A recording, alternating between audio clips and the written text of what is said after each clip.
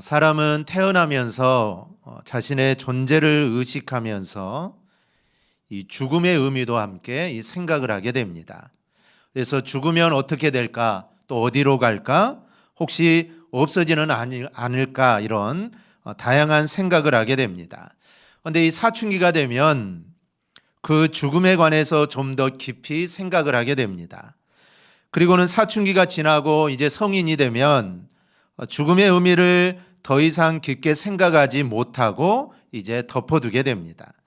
그런데 이 사춘기 때 죽음의 의미를 바르게 이해한 사람은 그로 인해 인생의 방향이 올바르게 정해집니다. 그런데 죽음의 의미를 제대로 알지도 못하고 또 죽음에 관하여 정리가 바르게 되지 않는 사람은 인생을 바르게 살지 못할 가능성이 많습니다. 그만큼 이 죽음이라는 것은 사람의 삶의 방향을 결정할 만큼 아주 중요한 문제가 바로 이 죽음입니다. 나이가 들면서 죽음에 대해서 다시 한번 생각을 하게 되죠. 아마 죽음에 대해서 다시 한번 생각할 때가 아마 40대가 아닐까 생각을 합니다. 물론 사람에 따라서 차이는 있겠지만 조금 빠른 사람은 40대 초에서 조금 늦더라도 40대 후반에는 이 죽음에 관해서 아주 깊게 한번 고민을 하게 됩니다. 그런데 이 40대에 고민하게 되는 이 죽음 역시 사춘기 때 고민했던 것과 특별하게 다르지 않습니다. 만약에 사춘기 때 죽음의 의미에 대해서 별로 의미 없이 지나갔다면 40대에 대해서도 아마 죽음의 의미에 대해서 별 의미 없이 지나가게 될 겁니다.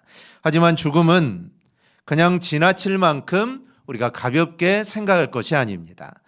인생의 방향과 삶의 질을 결정하는 아주 중요한 문제입니다. 이 별세 목회를 강조하신 분이 있습니다. 이중표 목사님인데요.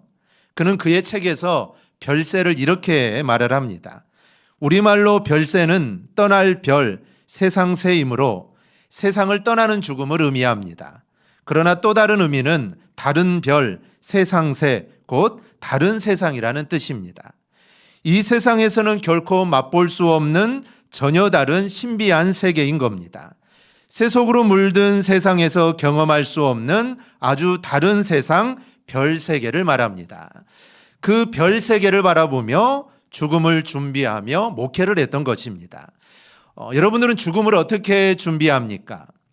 우리 모든 믿는 자들은 죽음을 다 준비해야 됩니다. 즉 어린 아이들이라고 하더라도 아니면 내가 젊다고 내가 건강하다고 우리가 소홀히 할 것이 아니라 아니면 나이를 이제 많이 먹었으니까 이제 내가 죽음을 준비하겠다라는 것이 아니라 우리 믿는 자는 늘 죽음을 준비하는 그런 자세가 필요합니다. 저는 죽음에 대한 준비를 목회에도 두고 있습니다. 물론 죽음을 준비할 때 중요한 게 재산을 증식하는 것도 있고 아니면 자녀 교육에 신경을 쓰는 것도 필요합니다.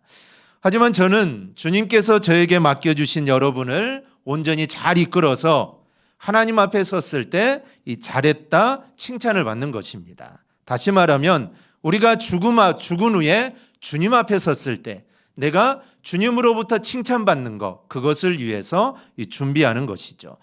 물론 하나님께 칭찬받는 것은 사실 직업과는 상관이 없습니다. 직분과도 상관이 없죠. 목사여서 아니면 선교사여서 하나님께 칭찬을 받는 게 아닙니다. 어떤 성도가 죽어서 주님 앞에 갔습니다. 주님 앞에 갔는데 주님이 일어서서 두 팔을 벌리면서 잘 왔다라고 그 성도를 이렇게 맞아주십니다. 그런데 조금 있으니까 자기가 섬기던 교회 목사님이 천국에 온 겁니다. 그러자 예수님이 자리에서 벌떡 일어나시더니 달려가서 막 손을 벌리면서 그 목사님을 막 안아주는 겁니다. 그래서 이 성도가 시기가 났겠죠. 예수님, 목사님은 세상에 있을 때도 사람들에게 존경도 받고 성도들에게 대접도 받는데 왜 천국에서 이렇게 차별 대우를 합니까? 그러자 예수님이 뭘 하셨을까요? 너무 오랜만에 목사님을 봐서 너무 기뻐서 그랬다라는 것입니다. 여러분, 목사여서 선교사여서 천국에 가서 상을 받고 주님께 칭찬을 받는 게 아닙니다. 이 직분은 상관이 없습니다. 어떻게 살아왔느냐, 이게 우리가 하나님 앞에 칭찬을 듣는 비결입니다. 만약에 목사가 하나님께서 나에게 맡겨주신 사명을 잘 감당하고 목사로서 잘 살았다면 아마 칭찬을 받게 되겠죠. 그런데 목사의 직분을 맡겨주었는데 제대로 살지 못했다면 여러분 당연히 책망을 받을 것입니다. 즉 어떻게 살아왔느냐에 따라 그 평가는 천지 차이가 됩니다. 사람의 죽음은 여러 가지입니다. 어떤 사람은 사형을 당하는 사람, 그것도 연쇄살인범이나 아주 흉악범으로 사형을 당하는 사람이 있습니다. 어떤 사람은 위기나 조난을 당하는 사람을 구하려 갔다가 오히려 죽음을 당하는 사람도 있습니다.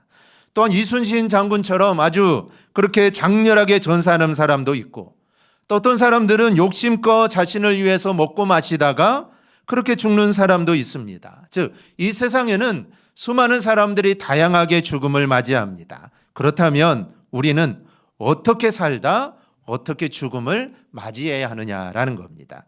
오늘 예수님의 죽음과 또 예수님의 장사 지내는 이 장면을 보면서 여러분의 삶을 우리가 돌아볼 수 있기를 바랍니다. 그리고 우리가 정말 앞으로 다가올 죽음 앞에 우리가 어떤 모습으로 임할는지 다시 생각해보는 그런 귀한 시간이 되기를 바랍니다. 죽음은 단순히 인생을 끝내는 것이 아닙니다. 이 땅에서의 삶을 마감하는 게 바로 죽음입니다. 짐승처럼 생명이 죽음과 함께 영원히 사라지는 게 아닙니다. 즉 영원한 나라에 들어가기 위해 우리가 결산하는 날이 바로 죽음, 임종하는 날입니다. 때문에 우리 그리스도인들은 임종할 날을 생각하면서 하루하루 결산하는 날처럼 우리는 살아가야 합니다. 우리가 성경에 보면은 일꾼을 불러서 이제 해가 질 때 결산을 하지 않습니까? 그래서 약속한 대로 그 임금을 지불하는데 마찬가지로 우리도 하루하루 살면서 오늘 하루를 결산하는 마음으로, 그런 마음으로 우리가 죽음을 준비해야 된다는 것입니다. 즉 내가 죽어서 하나님 앞에 가게 될 텐데 그때 이제 하나님과 결산을 하게 될 것입니다. 그 결산할 날을 기대하며 어떻게 할 것인가를 생각하며 우리는 하루하루를 살아야 합니다. 오늘 우리는 예수님의 죽음을 보면서 예수님의 죽음과 관련하여 말씀이 성취되고 또 새로운 상징들이 일어나고 새로운 헌신자들이 나타나는 것을 보게 됩니다. 그래서 오늘 말씀을 묵상하면서 여러분들도 여러분의 죽음이 아름답기를 소망하면서 그렇게 기도하는 시간이 되기를 축복합니다. 먼저 예수님의 죽음에서 우리는 말씀이 성취되고 또 말씀의 새로운 상징들을 발견할 수 있습니다. 성경은 한마디로 예수 그리스도에 대한 말씀이라고 해도 이게 틀리지 않습니다. 요한복음이 시작될 때 요한복음이 시작하면서 예수 그리스도의 존재 방식을 말씀이다라고 했습니다. 예수님이 말씀은 아닙니다. 하지만 존재 방식, 즉 예수님께서 자신을 우리에게 드러내시는 방법은 말씀입니다. 즉 말씀으로 자신을 드러내신다는 것이죠. 그래서 요한복음은 처음부터 이렇게 선언합니다. 우리 요한복음 1장 1절에서 3절 우리 찾아서 함께 보겠습니다. 오늘 말씀은 잘 이렇게 놔두시고 우리 요한복음 1장 1절에서 3절입니다.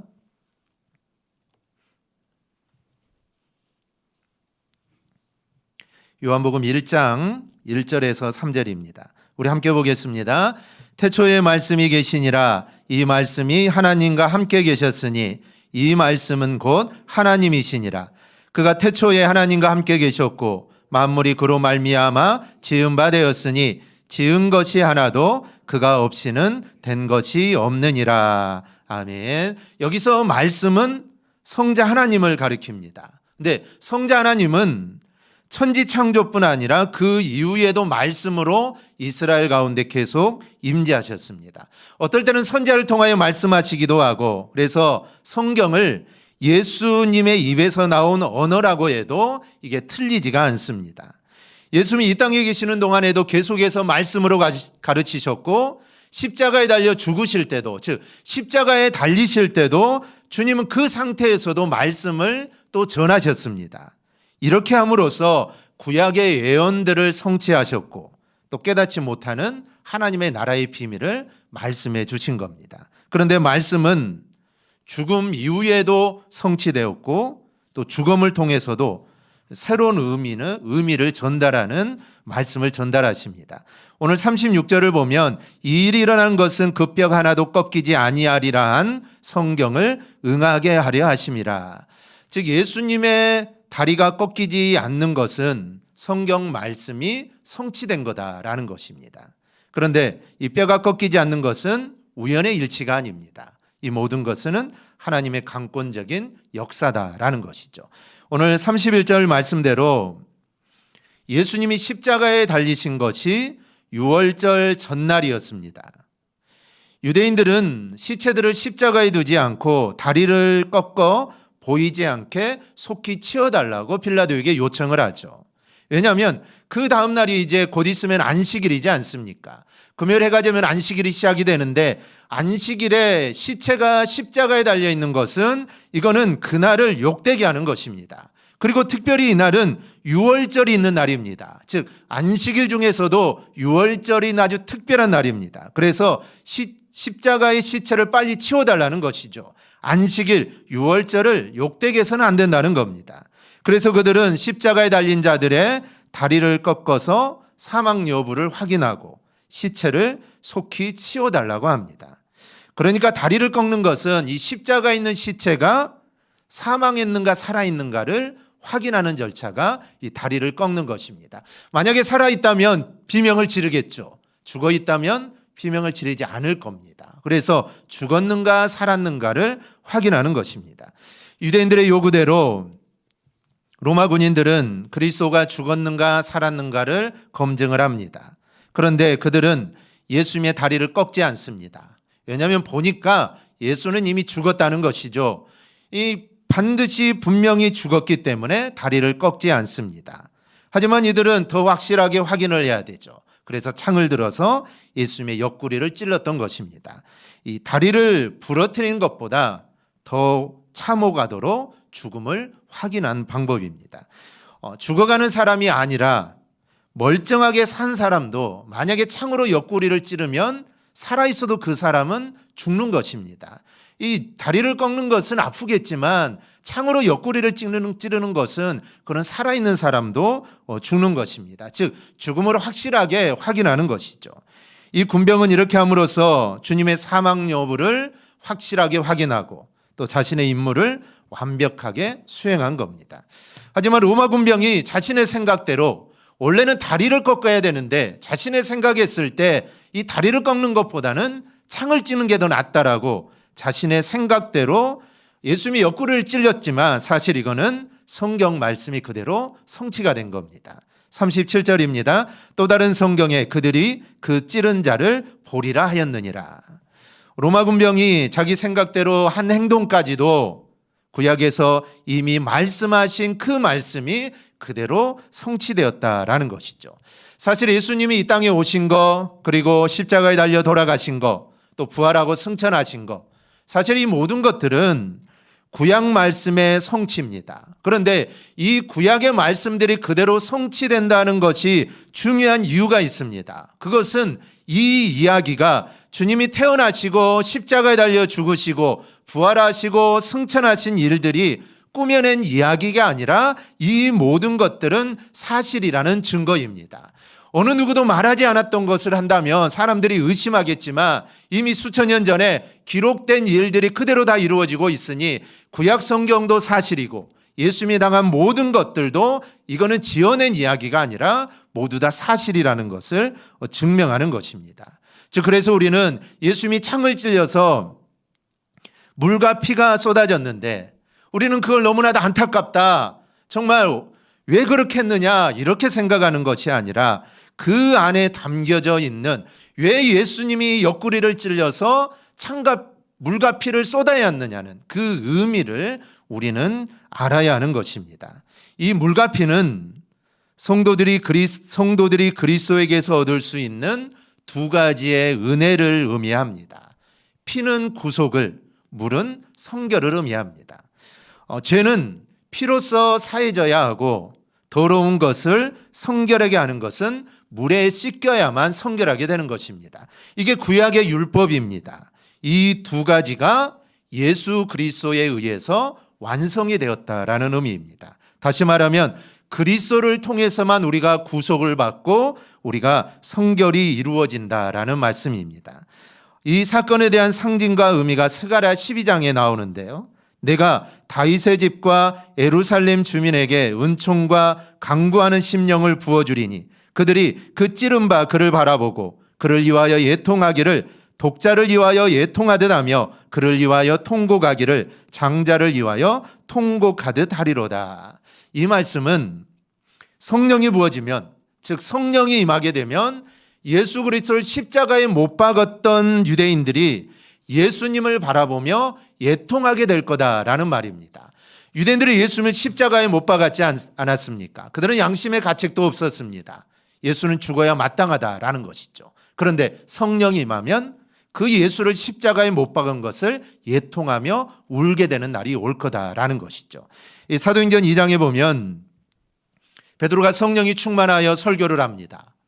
그런데 그 설교 들으는 사람들이 마음에 찔려서 베드로와 사도들 앞에서 우리가 어찌할꼬 하며 회개합니다. 우리가 어찌할꼬라는 것은 우리가 예수를 십자가에 못 박았는데, 메시아를 우리가 못 박았는데 우리가 어떻게 해야 되느냐라는 것이죠. 그들은 성령으로 임한 베드로의 설교를 듣자 그들은 그 말씀과 같이 예통하며 회개하는 역사가 일어납니다. 이들이 성령을 받고 죄를 회개한 것은 예수 그리스도 허리에서 나오는 물과 피를 통해서입니다. 물과 피는 단순히 고통의 산물이거나 악인들에 의한 악행의 결과가 아니라 그리스도를 증거하는 상징물이다라는 사실입니다. 우리가 어찌할꼬 하며 회개했던 자들은 예수 그리스도의 피와 그 예수 그리스도의 물을 통해 그들은 죄를 회개하게 됩니다. 그래서 그들이 변화되고 하나님의 사람으로 다시 일어나게 된 것이죠. 이 사실을 요한 1서 5장에서 말을 합니다. 우리 한번 찾아서 읽어보겠습니다. 요한 1서 5장 6절에서 8절입니다. 요한 1서 5장 6절에서 8절입니다. 신약 392페이지입니다. 신약 392페이지 요한 1서 5장 6절에서 8절입니다. 우리 함께 보겠습니다. 이는 물과 피로 임하신 이시니 곧 예수 그리스도시라.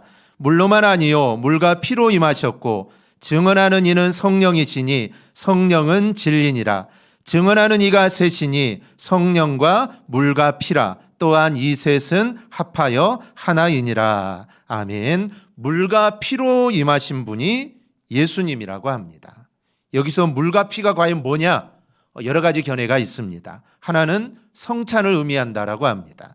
이거는 칼빈과 루터의 주장입니다. 또 하나는 예수님께서 십자가에 흘리신 그 물과 피를 의미한다라는 견해입니다.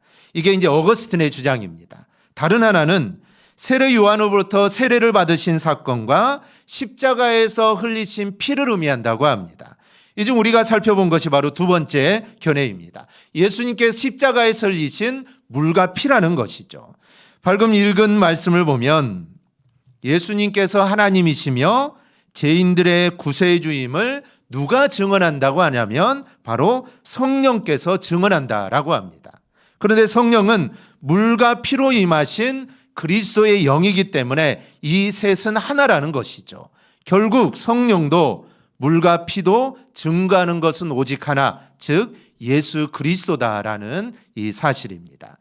둘째로 예수님의 죽음은 침묵하였던 제자들을 깨워서 헌신하게 하십니다. 세상의 권력은 그 임기가 끝나가면 권력의 누수가 생기게 됩니다. 그래서 다음 권력을 찾아 떠나게 되고 새로운 권력자가 누군가 거기에 줄서기를 하는 게 바로 세상의 법칙입니다. 그래서 나온 말이 죽은 정승이 산 개만도 못하다라는 말이 있습니다.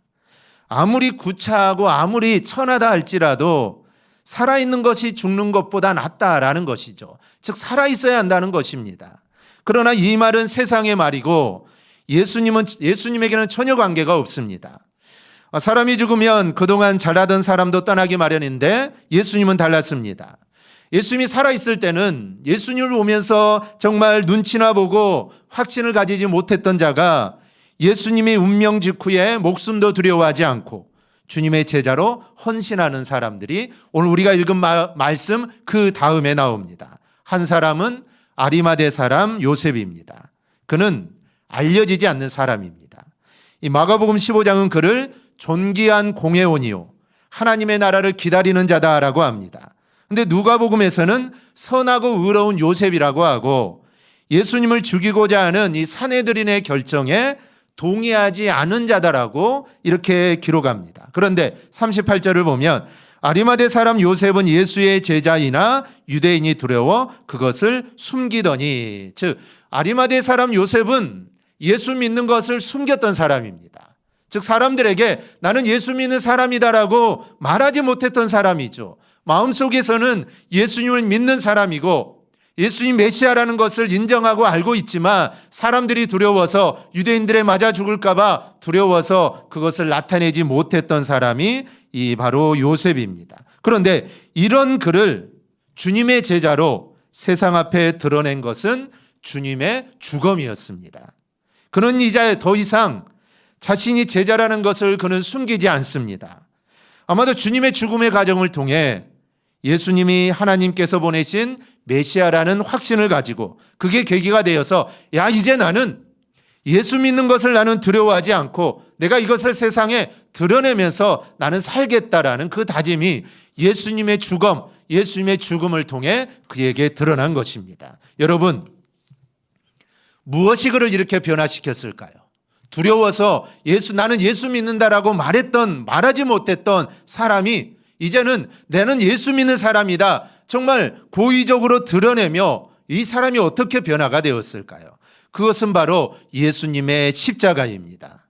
그리스도의 십자가에는 사람을 변화시키는 놀라운 능력이 있습니다. 예수님의 십자가는 약한 자를 강하게 하고 핍박자를 전도자로 삼고 깡패를 의인으로 만드는 그런 놀라운 역사가 십자가에 있음을 믿으시기를 바랍니다. 그리고 그 십자가가 저와 여러분도 변화시켜 하나님의 자녀가 되게 한 것입니다. 그래서 우리가 복음을 전할 때 반드시 전해야 할 것은 예수 그리스도의 십자가입니다.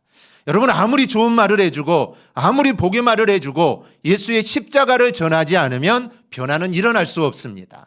사람을 변화시키는 것은 우리의 현란한 말이 아니라 사람을 변화시키는 것은 예수 그리스도의 십자가입니다. 십자가가 사람을 변화시키는 것입니다.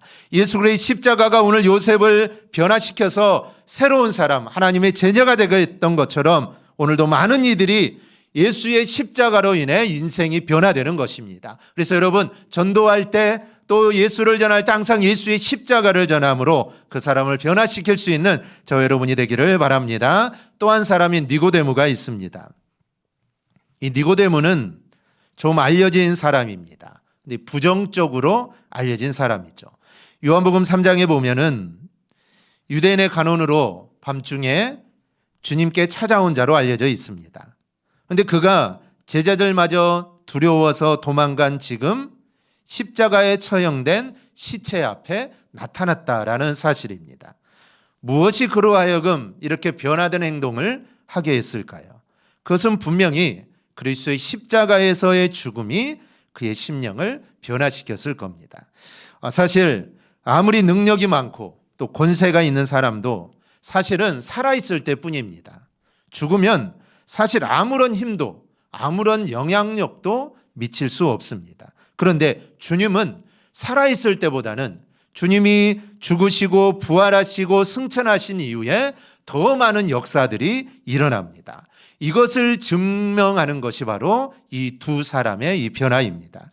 예수님의 죽음 후에 두 사람이 호련히 나타나서 헌신하고 있다는 것은 그 이후에 이제 어떠한 일들이 일어난다는 것을 우리가 예견할 수 있는 것입니다. 이 두 사람이 변화되어 주님의 제자가 되었기 때문에 이제 마치 주님이 부활하셔서 이제 우리도 앞으로 부활하게 되는 것처럼 이 두 사람의 변화와 헌신을 통해 이제 앞으로 수많은 사람들이 예수로 인해 예수의 십자가로 인해 그들이 변화된다는 것을 우리는 이제 알 수 있게 된다는 것이죠. 이후에 일어난 사건에 대해 상징은 이들의 행위에서도 찾아볼 수 있습니다. 니고데모는 모략에 침향이 섞인 것 100근을 가져다가 예수님의 시체에 발랐습니다. 아마 이들은 예수님의 시체에 바른 것은 그들이 주님을 사랑하고 또 그 사랑과 관심을 드러내고자 했을 겁니다. 하지만 그것은 단순히 예수님의 시체의 존귀함만을 나타내는 게 아닙니다. 니고데모의 행위가 부활을 예고하고 한 행동은 아닐지라도 본문은 그의 행위를 통하여 분명하게 예수 그리스도의 부활을 예표하고 있다라는 사실입니다. 이 사실은 예수님께서 막달라 마리아의 향유를 통하여 나의 죽음을 예표하고 있다라는 것처럼 지금 니고데모의 향품을 통하여 당신의 부활을 예표하고 있는 것입니다. 주님은 아무 말씀도 하시지 않았지만, 성경은 아무 말도 하지 않지만, 이 막달라 마리아의 그 헌신을 보고 주님이 복음이 전파되는 곳에는 이 여인의 헌신도 함께 전해지라라고 했던 것처럼 아마 니고데모의 행동 역시 복음이 전파되는 곳마다 전파되기를, 기억되기를 아마 원했을 겁니다. 그래서 오늘 성경에 이 일을 기록한 것입니다. 이들의 행동을 우리가 살펴보면서 참 부럽다라는 생각을 갖습니다. 그리고 또 한편으로는 참 안타깝다라는 생각이 교차됩니다. 이렇게 중요한 일, 예수님을 장사 지내는 일, 여러분 이게 얼마나 중요한 일입니까? 그런데 왜 이 중요한 일을 전혀 알려지지 않았던 자들이 해야 하느냐라는 겁니다. 여러분, 사람의 장래는 누구에 의해서 주도가 됩니까? 직계 자손에 의해서 장래가 됩니다. 특히 장손에 의해서. 이 장손의 생각과 장손의 결정에 따라서 장래의 절차나 장지나 이런 것들이 많이 결정이 됩니다. 그렇다면 예수님에게 있어서 장자와 같은 자들이 누굴까요? 당연히 제자들입니다. 그렇다면 예수님의 장래는 당연히 장자와 같은 예수님의 제자들이어야 되는데, 그 예수님의 제자들은 오간데 없고 이름도 알려지지 않는 자들에 의해서 장사가 진행되고 있습니다. 그러니 이게 얼마나 이게 안타깝습니까? 그리고 한편으로는 참 부럽다라는 생각도 됩니다. 우리는 이 사건을 통해 이렇게 알려지지 않는 자들에 의해서 예수님이 장사 지내졌다라는 이 사실을 통해 우리는 누구든지 서 있다 자랑하지 말고 깨어 근신하여 믿음 생활해야 한다라는 사실을 우리는 받아야 합니다.